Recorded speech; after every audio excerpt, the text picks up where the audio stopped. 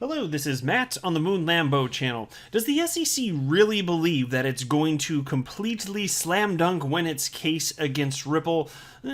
Spoiler alert, probably not. And so here's a headline I want to run through from RippleCoinNews.com. Ripple vs. SEC lawsuit. Is SEC confident about winning its case? And also I want to talk about this idea, in terms of settlement, my gosh, it's still an absolute possibility. Perhaps likely, but not going to happen this year in all likelihood. So says XRP community member and attorney Jeremy Hogan, who I'm just going to assume most of you are aware of at this point. He runs the YouTube channel Legal Briefs. I want to share with you some of his more recent comments here, but I will state at the outset, if it ends up being the case that XRP doesn't have the legal clarity we want it to have this calendar year, that will be disappointing because, look, even though we don't know how all the price action is going to unfold, I don't make price predictions, I don't know, I won't be surprised to see XRP substantially rally this calendar year. I won't be surprised this year to see it break its all-time high and enter price discovery. And if we don't have clarity around XRP at that point, I'm going to be very disappointed personally because I'm in the United States. There are like 3 exchanges, I believe, where you can buy and sell XRP, and so my off-ramps are going to be very limited. And I don't really like that. That doesn't make me feel at ease. So I tell you what, as far as the SEC is concerned, I just want to give them a gift. It's just a basket of eggplant emojis. I just want to give that to them. That is what they deserve. But I do want to be clear at the outset here. I don't have a legal or financial background of any kind. I am not offering legal or financial advice, and you definitely should not buy or sell anything because of anything I say or write. I'm just an enthusiast who enjoys making YouTube videos as a fun hobby about Ripple and XRP and crypto and eggplant emojis. But that's all that's going on here, damn it. And if you don't like it, you can get out. And so into this piece right now. The U.S. Securities and Exchange Commission first charged Ripple Labs with illegal securities offering almost 6 months ago. Oh yes, indeed. How time flies. But what about the SEC's case? Here's a fun subheading. SEC's case may be faulty. You think? Indeed. Many people in the crypto community believe the SEC's case is faulty on multiple levels. In fact, it could be argued that the agency is aware of this. For beginners, the SEC informed Judge Netburn in a recent filing that a loss in the case would have far-reaching consequences, as future defendants would be allowed to use Ripple's defense as precedent. And indeed, some of you might have seen me talking about this. It was just so absurd to me. Like the poor little SEC, we're the poor little SEC, come help us out, Judge, because if they lose, they recognize that it's going to be detrimental. And I'm sitting here thinking, well, damn it, maybe you should have thought about that before you engaged in litigation against Ripple, who will be proven to be on the right side of history, I personally believe, even if they end up having to pay a fine for this or that for specific sales of XRP just to get this whole thing over with, fine, whatever.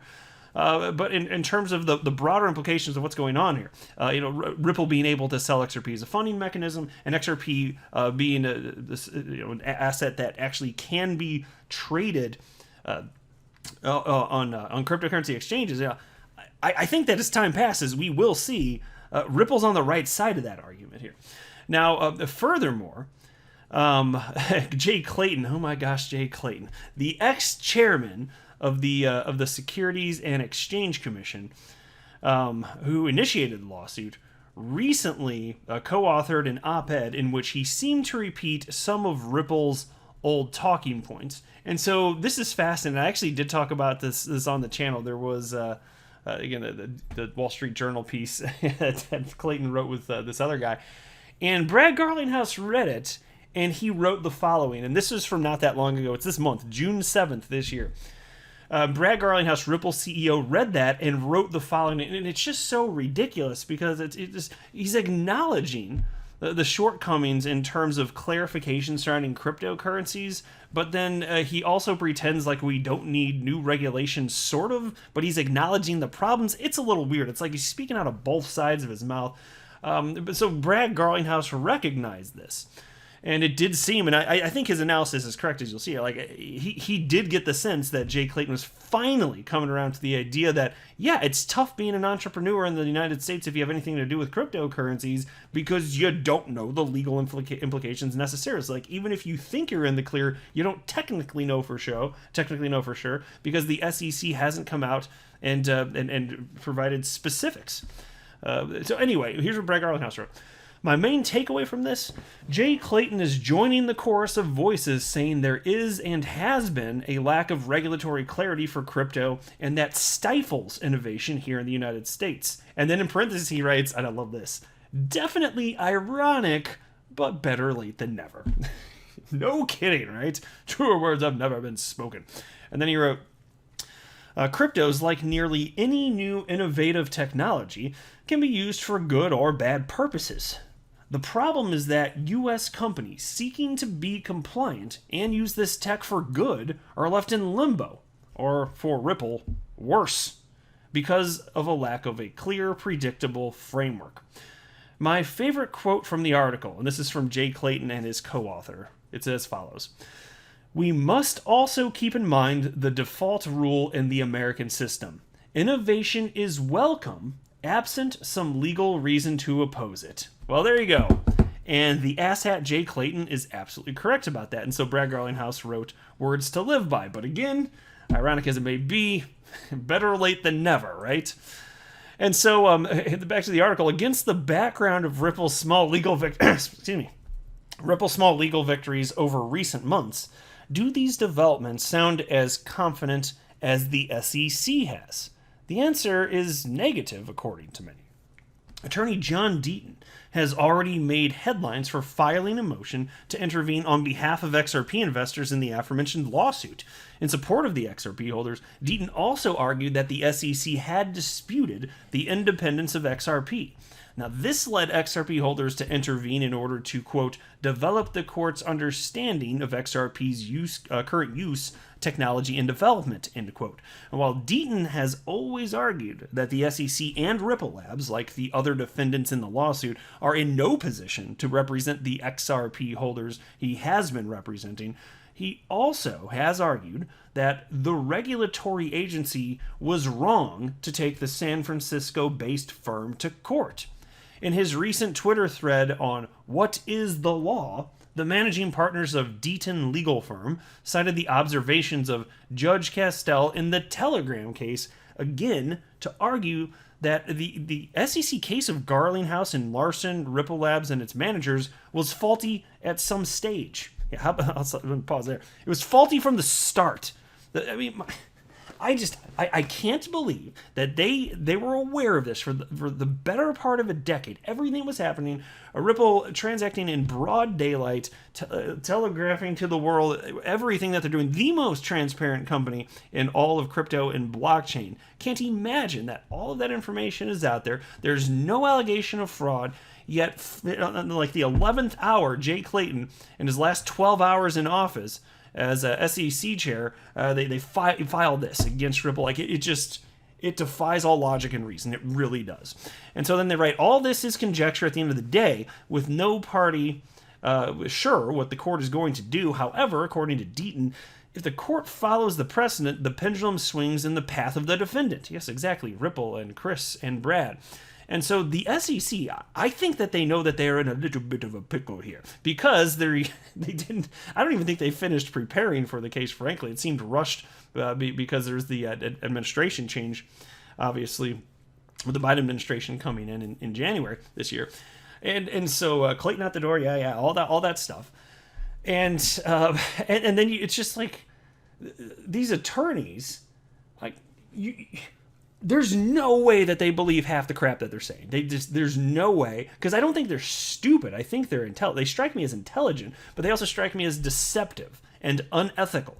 And I think they have no interest in protecting investors, which is allegedly the mission of the SEC, to protect investors. And so none of this makes a damn bit of sense. I don't. You'll be hard pressed to find a single XRP holder on the planet that feels protected by the actions of the SEC. Now take a look at this, because this is what we're dealing with. When's settlement going to happen, if ever? Well, here's a headline from Crypto News Flash. Ripple vs. SEC possible settlement not happening this year, can only happen starting January 2020, so says legal expert. And who is the legal expert? None other than attorney Jeremy Hogan, member of the XRP community, so he has nothing to do with Ripple or the SEC. Ripple's battle with the U.S. Securities and Exchange Commission recently took a turn that could see the case drag on for a few months longer. According to one legal expert, this deadline extension means that if there was a chance that Ripple could settle with the SEC, it has now been pushed to at least January 2022. Attorney Jeremy Hogan looked at recent developments in the case in his latest Legal Briefs video. In the past, he has looked at whether a settlement deal could be on the table and what that would look like. In such a case, according to Hogan, Ripple would seek the ability to resume its business and clarity regarding the status of XRP moving forward. And here's a quote: "The judge pushing back discovery 60 days changes all timeframes." And so according to him, no settlement looks likely until at least the close of discovery. This looks likely to be after September 16th, of course. And to be clear, the reason that's important is, yeah, you can settle before discovery is complete. It happens. But is it likely that's going to happen before discovery is complete? I'm not so sure, because until discovery is complete, you don't really have a firm handle on how much ammo the other side has, right? Because that's what's going to spur settlement, is once you see okay, well, we're not going to, we better just settle, right?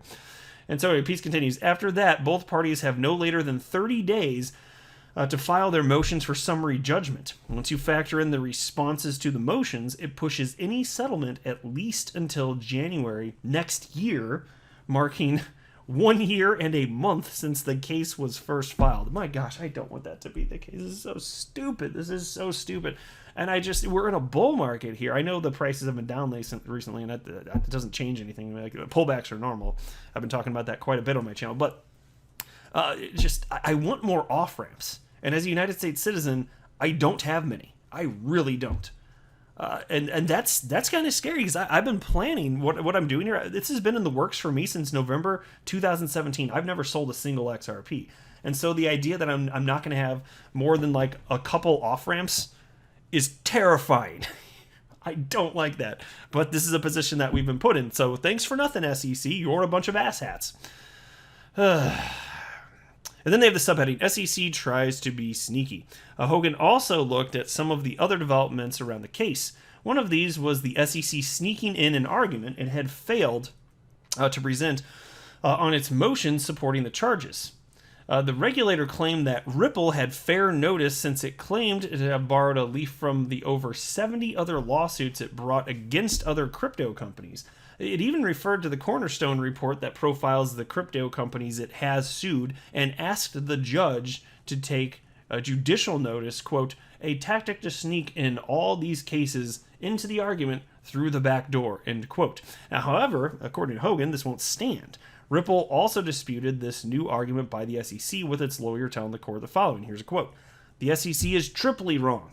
The court may not properly take judicial notice of the Cornerstone report. The facts it contains are not undisputed, and if the court were to consider the cases cited in the report, they support Ripple, not the SEC. And so half of the proceedings that have been brought against these companies, about half of them were from firms that weren't even distributing cryptocurrencies. They were just it was just stock. It was just stocks that were sold, unregistered securities in that sense. Maybe firms having something to somewhat loosely do with blockchain or crypto, but it wasn't actually token distribution. So that's kind of not at all close to what Ripple did. And then the other half, all of the additional half, ICOs. Well, Ripple didn't have an ICO. Ripple didn't create XRP. XRP existed before Ripple, the company, existed. So there we are. Thanks again for nothing, you bunch of asshats. Good old SEC, right? Tell me what you think in the comment section below, but I'm hoping for a settlement. I still think it's very plausible that happens here. I just hope it's magically sooner than later, but we might actually have to wait till next year. That's painful to even say. But such is life, and we're adults, and we will trudge forward. I am not a financial advisor. You should not buy or sell anything because of anything that I say or write. that would be a very, very, very bad idea. Until next time, to the moon, Lambo.